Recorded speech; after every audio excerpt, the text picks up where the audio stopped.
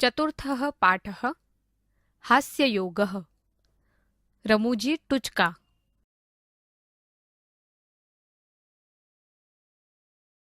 વિદ્યાર્થી મિત્રો, આજે આપણે હાસ્યયોગ રમૂજી ટૂચકા એ પાઠનું પઠન અને શ્રવણ કરીશું. 1.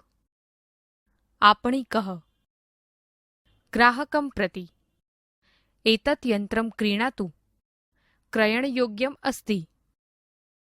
ग्राहकः तस्य का विशेषता अस्ति?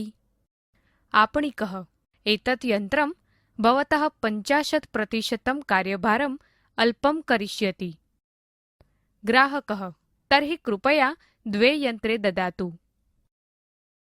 વેપારી ગ્રાહકને આ મશીન ખરીદો, ખરીદવા જેવું છે. ગ્રાહક તેની શી ખાસિયત છે? વેપારી આ મશીન તમારો 50% કામનો બોજો હળવો કરશે. ગ્રાહક તો કૃપા કરીને 2 મશીનો આપો. 2. શિક્ષકः છાત્રાયાः ગૃહકાર્યं दृष्ट्वा भवतः गृहकार्ये बहवः दोषाः तान् अपि भवान् एकः एव करोति. छात्रः महोदय एते सर्वे दोषाः अहम् एकः एवं न करोमि. गृहपाठलेखने मम पिता अपि सहायतां करोति. शिक्षक વિદ્યાર્થીનું ગૃહકાર્ય જોઈને, તારા ગૃહકાર્યમાં ઘણી બધી ભૂલો છે. તે ભૂલો પણ તે એકલાએ જ કરી છે. વિદ્યાર્થી સાહેબ, આ બધી ભૂલો હું એકલો જ કરતો નથી. ગૃહકાર્ય લખવામાં મને મારા પિતાજી પણ મદદ કરે છે. 3.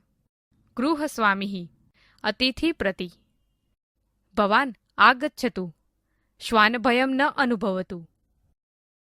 अतिथि सः न दंशति. गृहस्वामी तस्य दंशनस्वभावः अस्ति वा न वा इति अहमपि न जानामि. यतः एतस्य स्वभावस्य परीक्षणम् अधुना भविष्यति. घर मालिक મહેમાનને આપ આવો, કૂતરાનો ડર ન રાખો. મહેમાન શું તે કરડતો નથી?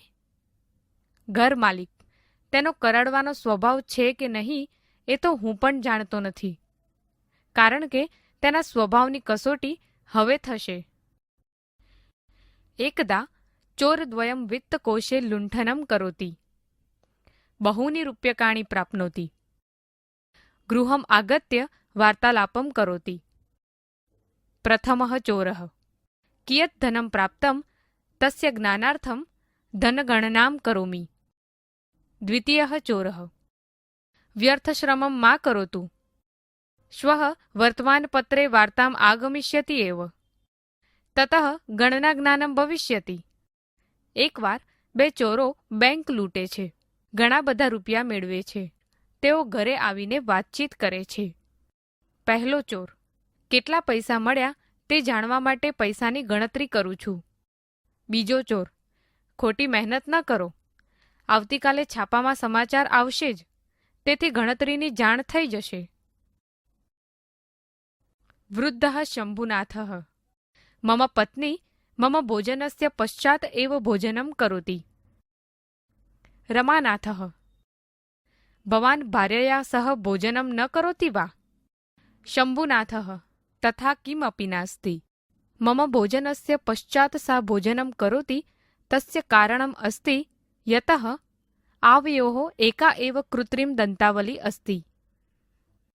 ઘરડો શંભુનાથ મારી પત્ની મારા જમ્યા પછી જ ભોજન કરે છે. રમાનાથ શું તમે તમારી પત્ની સાથે ભોજન નથી કરતા? શંભુનાથ એવું કંઈ જ નથી. મારા જમ્યા પછી તે ભોજન કરે છે તેનું કારણ એ છે કે અમારા બંનેનું દાંતનું ચોકઠું એક જ છે.